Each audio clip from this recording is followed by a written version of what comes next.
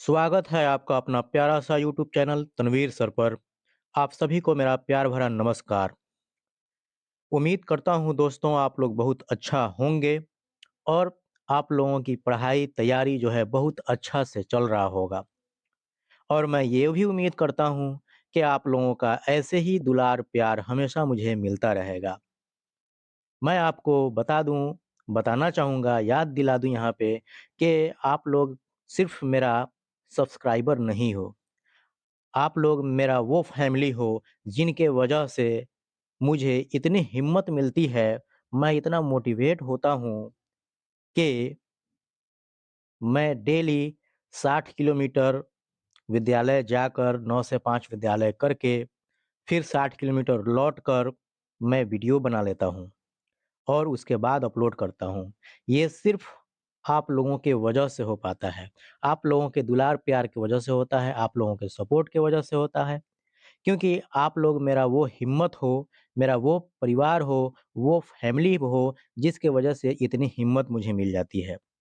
उम्मीद करता हूँ ऐसे ही दुलार प्यार आपका बना रहे मुझ पर, मिलता रहे और मेरे जो भी शिक्षक साथी अभी नए हैं या जो भी दोस्त हैं, जो नए हैं इस चैनल पर अभी तक जो है इसको सब्सक्राइब नहीं किए हैं, पहली बार आए हैं, तो प्लीज़ इसको सब्सक्राइब करके अपने दोस्तों को शेयर ज़रूर करिएगा।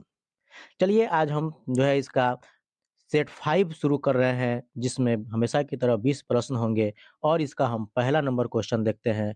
पहला नंबर क्वेश्चन क्या कहता है? पहला नंबर क्वेश्चन है विपरीत आवेशों के बीच होता है।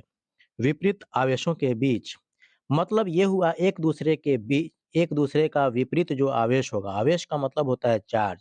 मतलब एक धन आवेशित वस्तु और एक ऋण आवेशित वस्तु, दोनों जब एक दूसरे के पास लाया जाए तो एक धन आवेशित और एक ऋण आवेशित दोनों एक दूसरे के विपरीत हो गया, तो दोनों के बीच क्या होगा भाई? तो आकर्षण होगा, मतलब खिंचाव होगा। क्या होगा भाई? खिंचाव होगा, दोनों एक दूसरे की तरफ आकर्षित होंगे, आकर्षण होगा। जो हमेशा विपरीत आवेश यानी धनावेशित वस्तु और ऋणावेशित वस्तु दोनों एक दूसरे के नज़दीक लाकर रखा जाए, तो क्या होगा कि दोनों के बीच आकर्षण पैदा होगा। तो ऑप्शन ए है यहाँ आकर्षण, बी है प्रतिकर्षण, सी है उपयुक्त दोनों और डी है इनमें से कोई नहीं।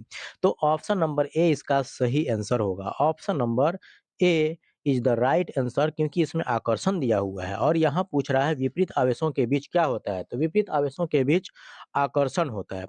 चलिए अब हम नेक्स्ट क्वेश्चन की तरफ बढ़ते हैं, क्वेश्चन नंबर 2 नंबर क्वेश्चन कहता है कि झारखंड की एक प्रमुख आपदा, झारखंड जो राज्य है, तो झारखंड की एक प्रमुख आपदा जिससे अधिक व्यक्ति प्रभावित होते हैं। आखिर झारखंड में कौन ऐसा प्रमुख आपदा है जिसके वजह से व्यक्ति वहाँ के जो है ज़्यादा से ज़्यादा व्यक्ति प्रभावित होते हैं?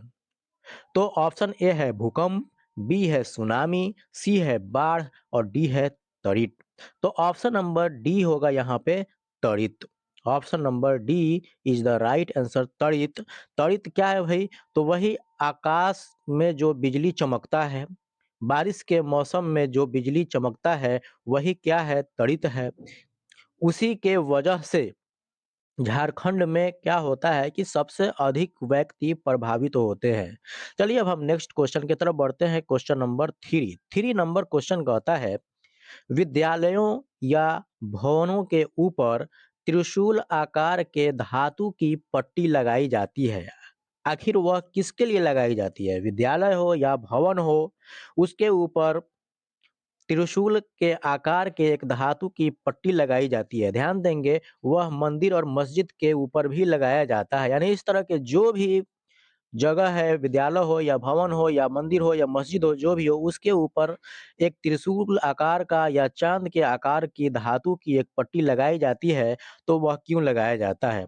ऑप्शन नंबर ए है सुंदरता के लिए, ऑप्शन नंबर बी है विद्युत विसर्जन से बचने के लिए, ऑप्शन नंबर सी है मजबूती के लिए, ऑप्शन नंबर डी है प्रकाश अवशोषित करने के लिए। भाई सुंदरता के लिए नहीं लगाया जाता है। वो अलग बात है कि वो सुंदर वहाँ से लगता है, लेकिन वह स्पेशल सुंदरता के लिए नहीं लगाई जाती है।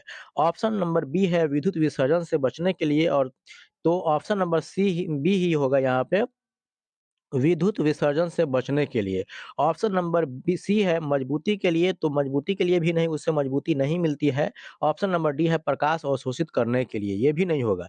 विद्युत विसर्जन से बचने के लिए, अब विद्युत विसर्जन क्या है भई? तो विद्युत विसर्जन वही जो त्वरित जिसको जो है बोला जाता है, आकाशीय जो बिजली होता है, बारिश के मौसम में जो बिजली चमकता है, वही विद्युत विसर्जन होता है। उससे बचने के लिए विद्यालय या भवनों के ऊपर त्रिशूल आकार के धातु की पट्टी लगाई जाती है। इसलिए यहाँ पर ऑप्शन नंबर बी इसका सही आंसर हो जाएगा। चलिए हम नेक्स्ट क्वेश्चन की तरफ बढ़ते हैं। क्वेश्चन नंबर 4 नंबर क्वेश्चन कहता है, निम्न में से कौन-सी प्रदीप्त वस्तु का उदाहरण है? निम्न में से क्या है कि निम्न में से कौन-सी प्रदीप्त वस्तु का उदाहरण है? अब प्रदीप्त वस्तु क्या है भई? तो ऐसा वस्तु जिसके पास स्वयं का प्रकाश हो, वह वस्तु जिसके पास खुद का प्रकाश हो। तो ऑप्शन नंबर ए है सूरज, ऑप्शन नंबर बी है मानव, सी है लकड़ी, डी है दीवार। तो भाई इसमें से ऑप्शन नंबर ए है सूरज। सूरज के पास क्या है कि अपना प्रकाश होता है। सूरज के पास अपना प्रकाश होता है, वह अपने प्रकाश के वजह से प्रकाशित होता है, चमकता है। इसलिए सूरज प्रदीप्त वस्तु का उदाहरण हो गया। इसलिए ऑप्शन नंबर ए इसका राइट आंसर हो जाएगा। चलिए अब नेक्स्ट क्वेश्चन की तरफ बढ़ते हैं। Question number 5। 5 नंबर क्वेश्चन कहता है, मानव नेत्र के लिए सुस्पष्ट दर्शन की न्यूनतम दूरी है। मतलब ये कि मनुष्य का जो उम, क्या होता है, उसका ग्रेट आँख होता है मनुष्य का, तो उसको देखने के लिए कम से कम कितना, कोई भी वस्तु को देखने के लिए कम से कम कितना दूरी पर किसी भी वस्तु को रखा होना चाहिए। मतलब वह कम से कम कितना दूरी पर किसी भी वस्तु को देख पाएगा स्पष्ट रूप से, साफ-साफ। तो वह 25 सेंटीमीटर होता है। कम से कम 25 सेंटीमीटर की दूरी पर कोई भी वस्तु को मानव नेत्र सुस्पष्ट, यानी कि स्पष्ट रूप से वह देख पाएगा। इसलिए ऑप्शन नंबर बी होगा 25 सेंटीमीटर, इसका सही आंसर हो जाएगा। ध्यान देंगे यहाँ पर, ये न्यूनतम दूरी कह रहा है। अगर इसका कहता कि अधिकतम दूरी, ये तो न्यूनतम हो गया 25 सेंटीमीटर, लेकिन अधिकतम दूरी कहता, ये न्यूनतम के जगह पर अधिकतम कहता, तो अधिकतम के लिए अनंत हो जाता है। वह अनंत हो जाता है जिसका कोई अंत नहीं है, अनंत हो जाता है अधिकतम दूरी, याद रखिएगा। चलिए अब हम नेक्स्ट क्वेश्चन की तरफ बढ़ते हैं। Question number 6। 6 नंबर क्वेश्चन कहता है, श्वेत प्रकाश कितने रंगों का मिश्रण होता है? मतलब उजला प्रकाश जो होता है श्वेत प्रकाश, अब श्वेत प्रकाश क्या है? तो सूर्य के द्वारा जो हमको प्रकाश मिलता है वह श्वेत प्रकाश कहलाता है।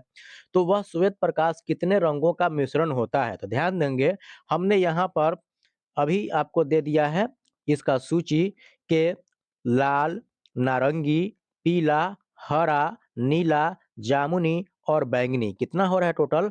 1, 1, 2, 3, 4, 5, 6 और 7। यानी कि श्वेत प्रकाश 7 रंगों का मिश्रण होता है। वह कौन-कौन रंग होता है भई? तो लाल, नारंगी, पीला, हरा, नीला, जामुनी, बैंगनी। अब इसका ट्रिक से कैसे याद आप रखोगे? तो इसका ट्रिक होता है बै, जा, नी, पी, ना, ला। ध्यान दीजिए, बैजा नीह पिनाला याद रखेंगे, बैजा नीह पिनाला। बै से बैंगनी, जा से जामुनी, नी से नीला, ह से हरा, पी से पीला, ना से नारंगी और ला से लाल। इस प्रकार बना बैजा नीह पिनाला। तो बैजा नीह पिनाला याद रखेंगे तो बैजा नीह पिनाला से ये सातों के सातों रंग आपको याद रहेगा, बैंगनी, जामुनी, नीला, हरा, पीला, नारंगी और लाल। ये 7 रंग होता है श्वेत प्रकाश का मिश्रण। तो ऑप्शन नंबर सी इसका सही आंसर हो जाएगा। Option number C is the right answer. चलिए नेक्स्ट क्वेश्चन की तरफ बढ़ते हैं। Question number 7। 7 नंबर क्वेश्चन कहता है, मानव नेत्र के रंगीन भाग को क्या कहते हैं? मानव नेत्र का जो रंगीन भाग होता है, नेत्र में एक रंगीन भाग होता है, वह रंगीन भाग हर तरह के जो है रंगीन होता है, हर तरह के इंसान के जो है हर एक इंसान में अलग-अलग तरह का रंगीन भाग होता है वह, उसको क्या कहा जाता है? तो वह आइरिस कहा जाता है, आइरिस या परितारिका। Option number A is the right answer. Iris iris को परितारिका भी बोला जाता है। परितारिका हिंदी शब्द हो गया, आइरिस इंग्लिश वर्ड हो गया, इंग्लिश में बोला जाता है आइरिस। तो मानव नेत्र के रंगीन भाग को आइरिस या परितारिका कहते हैं। चलिए अब हम नेक्स्ट क्वेश्चन की तरफ बढ़ते हैं। क्वेश्चन नंबर 8 नंबर क्वेश्चन कहता है, हमारे सौर परिवार में कितने ग्रह हैं? हमारे सौर परिवार में कितने ग्रह हैं? तो ध्यान देंगे, यहाँ पर जो हमने सूची दिया है, ये ग्रह का टोटल सूची हमने यहाँ दे दिया है ताकि आप याद भी रख सको। क्या है? बुध, शुक्र, पृथ्वी, मंगल, बृहस्पति, शनि, यूरेनस और नेपच्यून। यानी टोटल हो रहा है 2, 4, 6 और 8। इसलिए ऑप्शन नंबर डी इसका सही आंसर हो जाएगा 8। हमारे सौर परिवार में 8 ग्रह हैं। वह ग्रह कौन-कौन है? उसका नाम क्या है? बुध, शुक्र, पृथ्वी, मंगल, बृहस्पति, शनि, यूरेनस, नेपच्यून। ध्यान देंगे एक बात यहाँ पर कि 2006 से पहले यह ग्रहों का संख्या 9 था, क्योंकि उसमें इन सभी में एक ग्रह और भी शामिल किया गया था और उसका नाम था प्लूटो।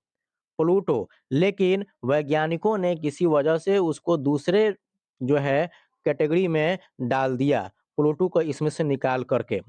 तो प्लूटो 2006 के बाद शामिल नहीं किया गया है, उसके बाद जो भी बुक आते हैं, उसमें जो है 8 ही ग्रह मिलते हैं। 2006 से पहले प्लूटो शामिल था, तो वह 2006 से पहले 9 ग्रह था, जिसमें शामिल था एक प्लूटो। लेकिन प्लूटो को वैज्ञानिकों ने निकाल दिया, तो बचा 8। और अब जो है वर्तमान में हमारे सौर परिवार में कितने ग्रह हैं? तो कुल 8 ग्रह हैं, बुध, शुक्र, पृथ्वी, मंगल, बृहस्पति, शनि, यूरेनस और नेपच्यून, याद रखिएगा। चलिए अब हमारा नेक्स्ट क्वेश्चन है क्वेश्चन नंबर 9। 9 नंबर क्वेश्चन कहता है, निम्न में से कौन ग्रह नहीं है? निम्न में से कौन ग्रह नहीं है? तो अभी-अभी हमने आपके सामने ग्रह का सूची बताया है, तो ग्रह का जो सूची बताया है, तो इसमें जो है देखते हैं कौन नहीं है। तो ऑप्शन ए है सिरियस, ऑप्शन ए है सिरियस, ऑप्शन बी है मंगल, तो मंगल तो ग्रह है, ऑप्शन सी है बुध, तो बुध भी ग्रह है, ऑप्शन डी है शनि, तो शनि भी ग्रह है। इसमें से ऑप्शन नंबर ए यह सीरियस जो दिया है, यह ग्रह नहीं है और वही पूछ रहा है कि कौन ग्रह नहीं है, तो ऑप्शन नंबर ए इसका सही आंसर हो जाएगा सीरियस। याद रखेंगे, सीरियस एक तारा है। जैसे सूर्य एक तारा है, वैसे ही सीरियस भी एक तारा है, क्योंकि आपको पता है कि ब्रह्मांड में एक नहीं लाखों करोड़ों तारा जो है, जिसमें से एक सिरियस भी एक तारा है, यह ग्रह नहीं है। चलिए अब नेक्स्ट क्वेश्चन की तरफ बढ़ते हैं। Question number 10। 10 नंबर क्वेश्चन कहता है कि सौर परिवार का सबसे छोटा ग्रह कौन-सा है? सौर परिवार का सबसे छोटा ग्रह कौन है? भई परिवार में कुल 8 ग्रह हैं, लेकिन उनमें से सबसे छोटा ग्रह कौन-सा है? तो यहाँ जो है ऑप्शन दिया है बृहस्पति, ऑप्शन बी है बुध, ऑप्शन सी है शुक्र और डी है शनि। तो याद रखेंगे, सौर परिवार का सबसे छोटा ग्रह बुध है। सबसे छोटा ग्रह बुध है। ऑप्शन नंबर बी इसका राइट आंसर हो जाएगा बुध। सौर परिवार का सबसे छोटा ग्रह कौन है भई? बुध है। और याद रखिएगा, सबसे बड़ा का बात यहाँ पे किया जाए तो वह बृहस्पति हो जाएगा। सबसे बड़ा का बात किया जाएगा तो वह बृहस्पति हो जाएगा। लेकिन यहाँ पूछ रहा है सबसे छोटा ग्रह, तो सबसे छोटा ग्रह बुध है। चलिए अब नेक्स्ट क्वेश्चन की तरफ बढ़ते हैं। Question number 11। 11 नंबर क्वेश्चन कहता है, निम्न में से कौन सौर परिवार का सदस्य नहीं है? निम्न में से कौन सौर परिवार का सदस्य नहीं है? ऑप्शन ए है क्षुद्र ग्रह, तो यह सौर परिवार का सदस्य है। ऑप्शन बी है उपग्रह, तो यह भी सौर परिवार का सदस्य है। ऑप्शन सी है तारामंडल, भाई तारामंडल जो है यह सौर परिवार का सदस्य नहीं है। धूमकेतु भी सौर परिवार का ही सदस्य है, लेकिन तारामंडल ऑप्शन नंबर सी इसका राइट आंसर हो जाएगा। तारामंडल सौर परिवार का सदस्य नहीं है। अब तारामंडल क्यों नहीं है? अब ध्यान देंगे जरा सा।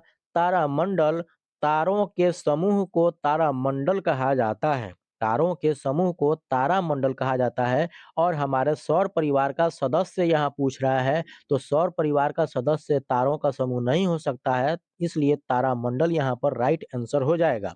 चलिए अब हम नेक्स्ट क्वेश्चन की तरफ बढ़ते हैं, क्वेश्चन नंबर 12।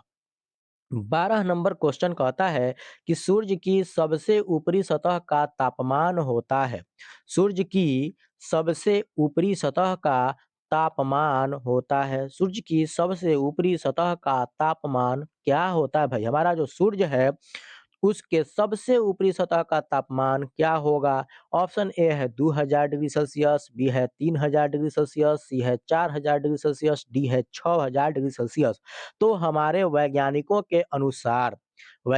का मानना है कि जो है सूर्य की सबसे ऊपरी सतह का तापमान लगभग 6000 डिग्री सेल्सियस है। इसलिए ऑप्शन नंबर डी यहाँ पर इसका राइट आंसर हो जाएगा। Option number D 6000 degree Celsius. सूर्य की सबसे ऊपरी सतह का तापमान 6000 डिग्री सेल्सियस होता है। चलिए अब हम नेक्स्ट क्वेश्चन की तरफ बढ़ते हैं, क्वेश्चन नंबर 13। 13 नंबर क्वेश्चन कहता है खगोलीय पिंडों की दूरी किस इकाई में मापा जाता है? खगोलीय पिंडों की दूरी किस इकाई में मापा जाता है? मानिए मतलब ये कि खगोलीय पिंडों का दूरी जो मापा जाता है जिस मात्रक में, वह क्या कहलाता है? तो जो है उस इकाई का नाम क्या है? तो वह प्रकाश वर्ष होता है। याद रखेंगे खगोलीय पिंडों की दूरी प्रकाश वर्ष में मापा जाता है। ऑप्शन नंबर सी इसका राइट आंसर हो जाएगा। अब प्रकाश वर्ष का मतलब क्या हुआ? प्रकाश वर्ष क्या है?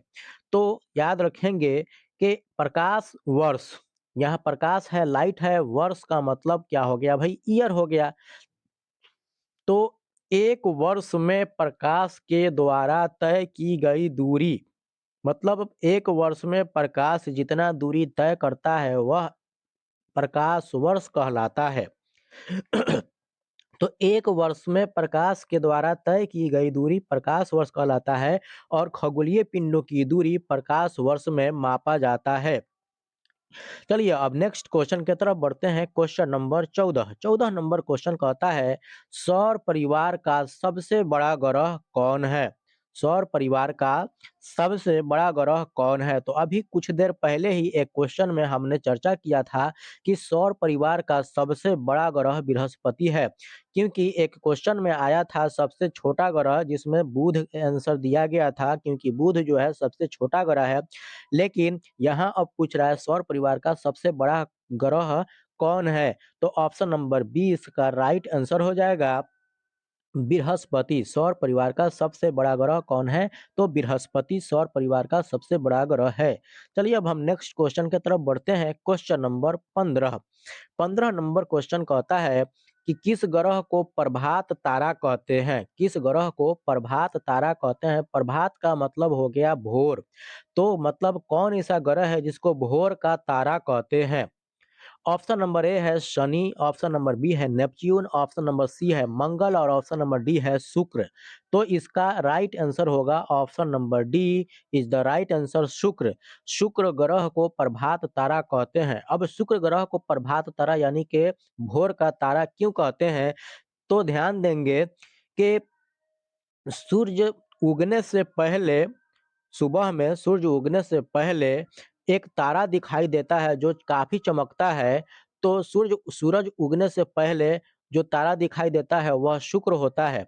इसलिए इसलिए शुक्र को जो है भोर का तारा कहा जाता है, यानी कि शुक्र ग्रह को प्रभात तारा कहते हैं। ध्यान देंगे यह शाम में भी दिखाई देता है। शाम में मतलब जब सूरज डूबने का समय होता है, तो सूरज जो जब डूबता है तो उसके ऑपोजिट साइड में, यानी कि सूरज किधर डूबता है भाई? तो पश्चिम में डूबता है, तो वह पूरब में जो है दिखाई देता है। शाम के वक़्त में एक तारा चमकता हुआ दिखाई देगा, वही शुक्र भी होता है। लेकिन यहाँ भोर का तारा पूछ रहा है तो वह शुक्र होता है, क्योंकि सूरज उगने से पहले एक चमकता हुआ तारा दिखाई देता है, वह शुक्र होता है और शुक्र ही को इसीलिए प्रभात तारा कहते हैं। चलिए अब हम नेक्स्ट क्वेश्चन की तरफ बढ़ते हैं, क्वेश्चन नंबर 16। 16 नंबर क्वेश्चन कहता है, किस ग्रह को लाल ग्रह के नाम से जाना जाता है? भाई लाल ग्रह के नाम से क्यों जानेंगे? क्योंकि यहाँ ज़ाहिर-सी बात है कि वह लाल दिखाई देता होगा, इसीलिए उसको लाल ग्रह के नाम से जाना जाता है। आखिर वह कौन-सा ग्रह है? ऑप्शन ए है शुक्र, ऑप्शन बी है बृहस्पति, ऑप्शन सी है यूरेनस, ऑप्शन नंबर डी है मंगल। तो इसका सही आंसर होगा option number D. Option number D is the right answer, मंगल। मंगल ग्रह को लाल ग्रह के नाम से जाना जाता है। ध्यान देंगे, याद रखेंगे, वेरी वेरी इंपॉर्टेंट क्वेश्चन। मंगल ग्रह को लाल ग्रह के नाम से जाना जाता है। चलिए अब हम नेक्स्ट क्वेश्चन की तरफ बढ़ते हैं। Question number 17। 17 नंबर क्वेश्चन कहता है कि ग्रहों की परिक्रमा करने वाले खगोलीय पिंड को क्या कहते हैं? क्या कह रहा है? ग्रहों की परिक्रमा करने वाले खगोलीय पिंड को क्या कहते हैं? तो ग्रहों की परिक्रमा करने वाले खगोलीय पिंड को उपग्रह कहते हैं। याद रखिएगा, ग्रहों की परिक्रमा करने वाले खगोलीय पिंड को उपग्रह कहते हैं। इसलिए यहाँ पर इसका option number B right answer हो जाएगा, उपग्रह। अब उपग्रह किसको कहा जाता है? तो ग्रह जो होता है उसका एक ऐसा एक पिंड होता है जो चारों तरफ घूमता है। उस घूमने की क्रिया को परिक्रमा कहा जाता है। तो ग्रहों की परिक्रमा करने वाले खगोलीय पिंड को उपग्रह कहते हैं। आप ऐसे भी समझ सकते हैं, जैसे पृथ्वी जो है, तो पृथ्वी के चारों ओर चंद्रमा जो है घूमता रहता है। पृथ्वी के चारों तरफ चंद्रमा घूमता है, मतलब ये हुआ कि पृथ्वी के चारों ओर चंद्रमा परिक्रमा करता है और पृथ्वी का जो है पृथ्वी जो ग्रह हो गया, इसका जो है क्या परिक्रमा करने वाला ये उपग्रह क्या हो गया? चंद्रमा हो गया। यानी पृथ्वी का उपग्रह चंद्रमा है, क्योंकि चंद्रमा पृथ्वी के चारों ओर परिक्रमा करता है। अब यहाँ उपग्रह आंसर होगा, इसलिए राइट आंसर बी इसका हो जाएगा, उपग्रह। चलिए नेक्स्ट क्वेश्चन की तरफ बढ़ते हैं। Question number 18। 18 नंबर क्वेश्चन कहता है, विश्वोत्तापन का प्रमुख कारण क्या है? विश्वोत्तापन का प्रमुख कारण, यानी कि विश्वोत्तापन का मतलब ये हुआ कि पूरे वर्ल्ड में पृथ्वी का टेम्परेचर जो बढ़ रहा है, काफ़ी तेज़ी से बढ़ रहा है। आखिर यह किस वजह से बढ़ रहा है? विश्वतापन उसी को कहा जा रहा है, विश्वतापन उसी को कहा जाता है, मतलब ये कि पृथ्वी का तापमान टेम्परेचर काफ़ी तेज़ी से बढ़ रहा है, दिन पर दिन बढ़ रहा है, तो उसका प्रमुख कारण क्या है? ऑप्शन ए है नाइट्रोजन की बढ़ती मात्रा, ऑप्शन बी है ऑक्सीजन की बढ़ती मात्रा, ऑप्शन सी है कार्बन डाइऑक्साइड की बढ़ती मात्रा, ऑप्शन डी है ओज़ोन की बढ़ती मात्रा। तो इसका सही आंसर होगा option number C. Option number C is the right answer, carbon dioxide की बढ़ती मात्रा, यानी कि CO2 जो गैस है, कार्बन डाइऑक्साइड जो है, इसका काफ़ी मात्रा में बढ़ना, CO2 काफ़ी मात्रा में हर दिन जो है बढ़ रहा है, जिसके वजह से विश्व का तापन यानी कि पृथ्वी का तापमान लगातार बढ़ते जा रहा है। इसलिए इसका राइट आंसर होगा कार्बन डाइऑक्साइड की बढ़ती मात्रा। चलिए अब नेक्स्ट क्वेश्चन की तरफ बढ़ते हैं। Question number 19। 19 नंबर क्वेश्चन कहता है, अम्लीय वर्षा के लिए उत्तरदायी है। आखिर अम्लीय वर्षा का तो नाम आपने सुना होगा कि आखिर उसका उत्तरदायी कौन है? वह किसके वजह से होता है? अम्लीय वर्षा क्यों होता है? तो ध्यान देंगे, जब सल्फर डाइऑक्साइड और नाइट्रोजन डाइऑक्साइड यह दोनों गैसों का मात्रा जो है काफ़ी बढ़ जाता है और यह दोनों की मात्रा जो है यानी सल्फर डाइऑक्साइड और नाइट्रोजन डाइऑक्साइड गैस जब मतलब बारिश के समय में वर्षा में जो है बरसात में या बारिश होने पर क्या होता है, बारिश के पानी में वह मिल जाता है कौन-कौन? सल्फर डाइऑक्साइड और नाइट्रोजन डाइऑक्साइड। तो मिलने के बाद वह बारिश के रूप में ज़मीन पर गिरता है और वह क्या बनाकर गिरता है भाई? तो वह सल्फ्यूरिक अम्ल के रूप में और नाइट्रिक अम्ल के रूप में, यानी कि वह वर्षा बरसात जो होती है, वर्षा होती है, तो वह वर्षा में जो है पानी किसके रूप में गिरती है भई? तो सल्फ्यूरिक अम्ल के रूप में और नाइट्रिक अम्ल के रूप में। और ऐसा क्यों होता है? तो सल्फर डाइऑक्साइड और नाइट्रोजन डाइऑक्साइड मिल करके जो है सल्फ्यूरिक अम्ल बनाते हैं वहाँ पे, और वह ज़मीन पर सल्फ्यूरिक अम्ल और नाइट्रिक अम्ल के रूप में आता है। तो उसको जो है अम्लीय वर्षा बोला जाता है। तो यहाँ सल्फ्यूरिक अम्ल भी होगा और नाइट्रिक अम्ल भी होगा, इसलिए ऑप्शन नंबर सी इसका राइट आंसर हो जाएगा, ऑप्शन नंबर सी। उपर्युक्त दोनों।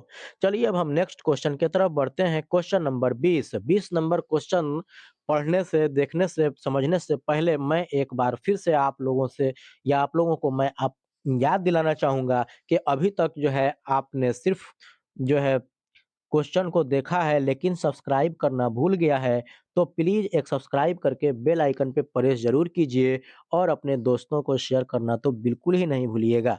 और वीडियो अच्छा लगा हो तो प्यारा से एक लाइक करके कमेंट ज़रूर कीजिएगा कि भई वीडियो आप लोगों को कैसा लगा, क्वेश्चन आप लोगों को कैसा लगता है, मेरा दिया हुआ क्वेश्चन, बनाया हुआ क्वेश्चन जो है आप लोगों को प्रोवाइड कराया हुआ क्वेश्चन कैसा लगता है? कमेंट बॉक्स में ज़रूर बताइएगा मुझे।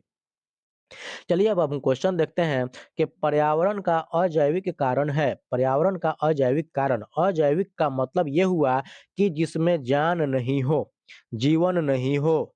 जिसमें जान नहीं हो, जीवन नहीं हो, ज़िंदगी नहीं हो, वह अजैविक कारक कहलाता है। तो ऑप्शन ए है मनुष्य, तो मनुष्य में जान होता है, ज़िंदगी होता है, वायु में नहीं होता है। इसलिए यहाँ पर ऑप्शन नंबर बी इसका सही आंसर हो जाएगा वायु। वायु में जान नहीं है, पेड़-पौधे में जान है, पक्षी में जान होते हैं, लेकिन वायु में नहीं। जान का मतलब ये हुआ कि उसमें लाइफ होता है, ज़िंदगी होता है, मनुष्य में, पेड़-पौधे में और पक्षी में, लेकिन वायु में नहीं है। इसलिए पर्यावरण का अजैविक कारक कौन है भई? तो वायु है। इसका right answer option number B वायु होगा। चलिए वीडियो को आखिरी तक देखने के लिए आप सभी का बहुत-बहुत धन्यवाद।